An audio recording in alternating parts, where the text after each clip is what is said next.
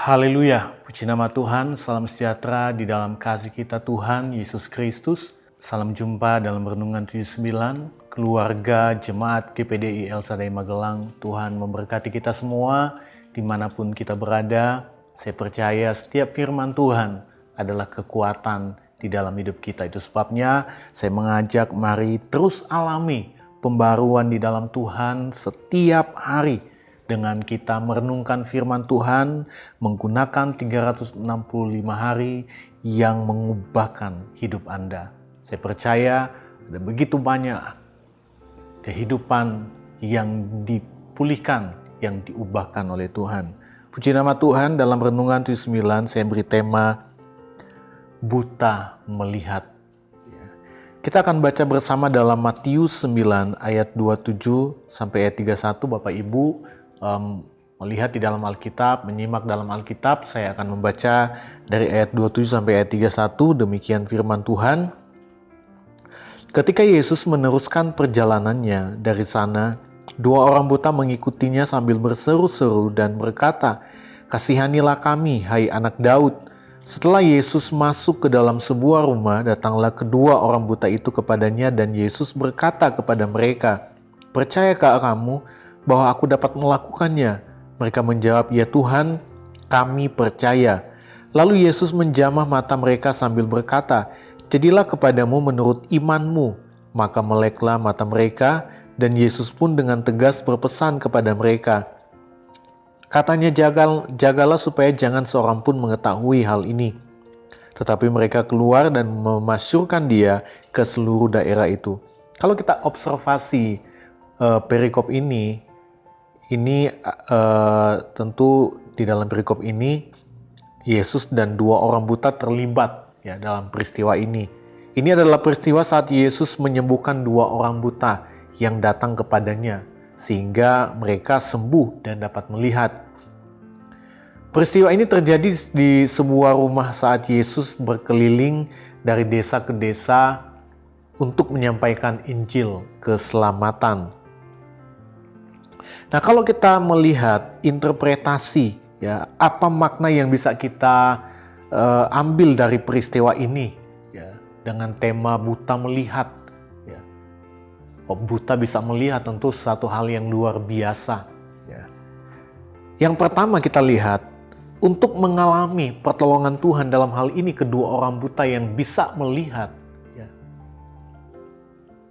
Dan bagi setiap kehidupan kita, ini tentunya menggambarkan banyak hal, ya. Itu sebabnya yang pertama untuk mengalami pertolongan Tuhan, kita harus memiliki iman kepada Yesus.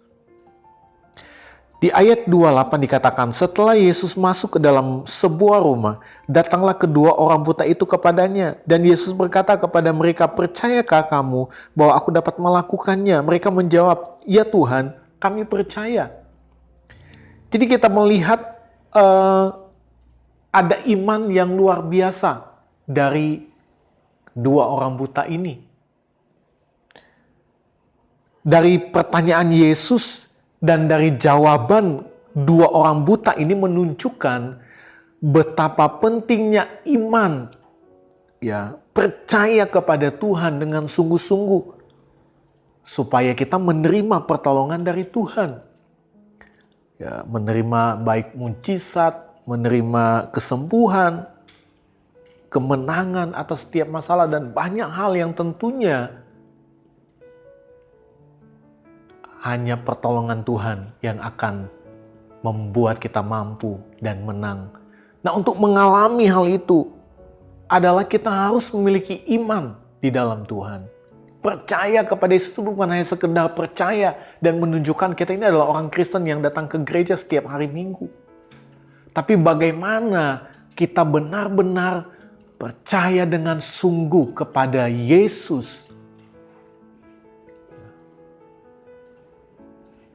Bahwa dia sanggup melakukan banyak hal, banyak perkara di dalam hidup kita. Dari pertanyaan Yesus kepada dua orang buta, ya, ini juga menjadi pertanyaan yang datang dalam hidup kita saat ini. Percayakah kamu bahwa aku dapat melakukannya? Jadi kita renungkan perkataan ini.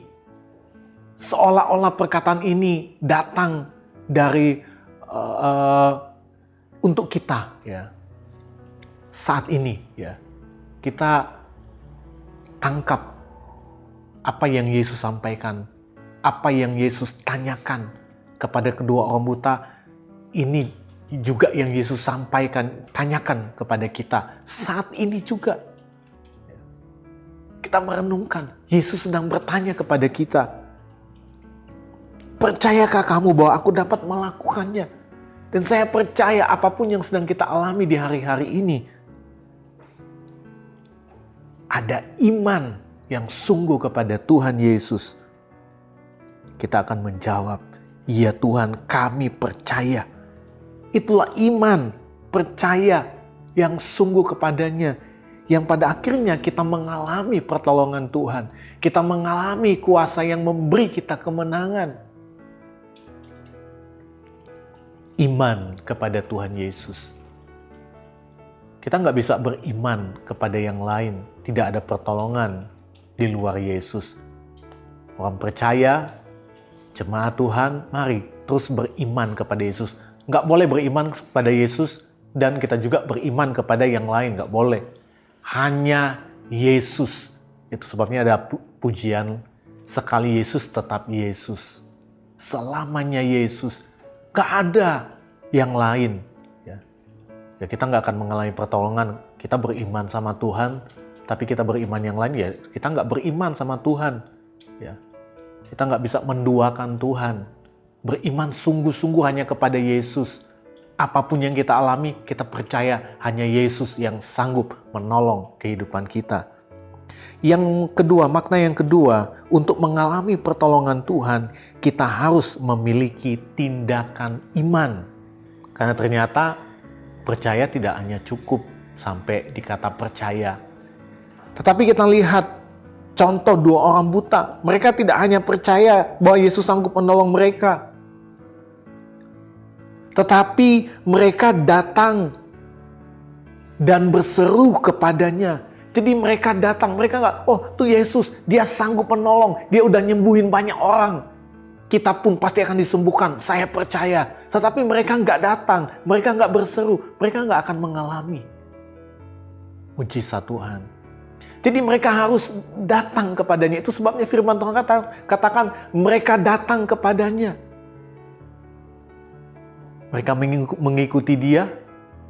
Ketika Yesus masuk ke sebuah rumah, mereka datang kepadanya. Mereka berseru kepadanya. Supaya Tuhan menolong. Inilah tindakan iman kepada Tuhan. Perbuatan dari iman itu. Yakobus 2 ayat 26 katakan, sebab seperti tubuh tanpa roh adalah mati, demikian jugalah iman tanpa perbuatan adalah mati. Orang yang sudah meninggal, kenapa dia meninggal? Karena tidak ada lagi roh. Ya, jadi orang mati itu nggak ada lagi roh. Karena firman Allah katakan sudah kembali kepada Bapa. Demikian juga firman Allah menggambarkan iman tanpa perbuatan. Pada hakikatnya adalah mati, nggak berguna. Tidak dapat menghasilkan mujizat, pertolongan Tuhan. Iman harus disertai dengan perbuatan. Datang kepada Yesus berarti kita datang beribadah. Ya, datang kepada Yesus dan berseru kepada Yesus. Itu berarti kita datang untuk beribadah kepada Tuhan. Menyembah Dia, berdoa, ya, merenungkan firman Allah, melakukan firman Allah, itu adalah ibadah kepada Tuhan. Ya, dan tentunya ibadah kepadanya dengan kerendahan hati. Ya. Karena ibadah adalah tindakan iman. Itu sebabnya saya mengajak, mari setiap kehidupan kita umat Tuhan, terus beribadah kepada Tuhan, terus menyembah Dia, memuji Dia di gereja, di rumah, dimanapun. Itu adalah tindakan iman. Ya kalau kita hanya sekedar percaya tapi kita tidak rajin ibadah, kita nggak pernah menyembah Tuhan, kita nggak pernah berdoa, ya kita nggak akan mengalami mujizat pertolongan Tuhan. Karena iman itu harus disertai dengan perbuatan, tindakan supaya hidup. Tindakan iman berarti menghidupkan firman Allah di dalam hidup kita. Nah, yang ketiga, reaksi Yesus terhadap iman dan tindakan dari iman itu. Di ayat 29 sampai ayat 30 dikatakan, lalu Yesus menjamah mata mereka sambil berkata, jadilah kepadamu menurut imanmu. Ayat 30 dikatakan, maka meleklah mata mereka. Sampai di sana. Jadi kita lihat hasilnya luar biasa. Yang mustahil bagi manusia. Tapi itu yang mereka alami. Karena bagi Tuhan tidak ada perkara yang mustahil. Yang buta bisa melihat. Yesus tahu iman kedua orang buta ini. Iman yang sejati karena disertai tindakan. Kalau mereka tidak ada tindakan, kalau iman mereka itu nggak sejati, nggak sungguh-sungguh, mereka nggak akan mengalami mujizat. Kalau mereka nggak ada tindakan, mereka nggak akan mengalami kesembuhan. Mata mereka nggak akan melek. Tapi karena ada iman yang percaya sungguh-sungguh kepada Yesus, datang dan berseru kepada Dia. Ini adalah gambaran bagaimana kita harus beribadah kepada Tuhan. Kita akan mengalami pertolongan Yesus, pertolongan dari Tuhan. Iman dan perbuatan yang sama Tuhan juga mau dalam hidup kita sekarang ini, supaya kita pun mengalami setiap mujizat Tuhan, pertolongan Tuhan dalam hidup kita. Apapun yang sedang kita alami di hari-hari ini, saya percaya imanmu akan membuat engkau mengalami mujizat kesembuhan, buta melihat, yang pastinya kita pun akan melihat setiap perbuatan-perbuatan Tuhan yang besar dalam hidup kita. Puji nama Tuhan, Tuhan Yesus berkati kita semua. Terima kasih Bapak Ibu, saudara-saudari yang telah mengikuti Renungan 79. Kiranya setiap renungan yang sudah kita dengar dapat menjadi berkat bagi kita semua. Dan bagi Bapak Ibu, saudara-saudari yang ingin didoakan untuk pokok doa tertentu, mau menceritakan kesaksian baik mujizat kesembuhan, pemulihan masalah dan keluarga, dan banyak lagi, dapat disalurkan melalui chat dalam WhatsApp di nomor 0813 274 20088. Tuhan Yesus berkati kita semua. Mari kita berdoa.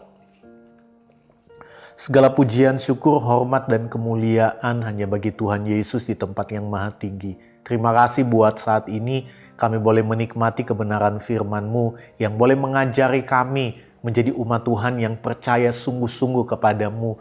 Dan bagaimana juga kami menghidupi firman itu dalam hidup kami dengan perbuatan iman, di mana kami mau jadi umat Tuhan yang tidak hanya berkata kami percaya kepada Tuhan, tapi kami mau ada perbuatan di mana kami mau beribadah kepadamu dengan sungguh-sungguh, dengan setia. Kami mau taat melakukan firman-Mu, kami mau hidup dalam penyembahan, dalam doa kami, karena kami percaya itulah tindakan iman untuk kami mengalami pertolongan Tuhan. Terima kasih Bapa yang baik buat firman-Mu. Berkati seluruh jemaat Tuhan, GPDI El Shaddai Magelang, seluruh pendengar dari firman Allah kami percaya diberkati oleh Tuhan. Tuhan tolonglah supaya keluarga jemaat GPDI El Shaddai Magelang jangan menjadi serupa dengan dunia ini, tetapi berubah oleh pembaruan budi sehingga dapat membedakan manakah kehendak Allah, yang apa yang baik, yang berkenan kepadamu dan yang sempurna. Di dalam nama Tuhan Yesus Kristus. Haleluya. Amin.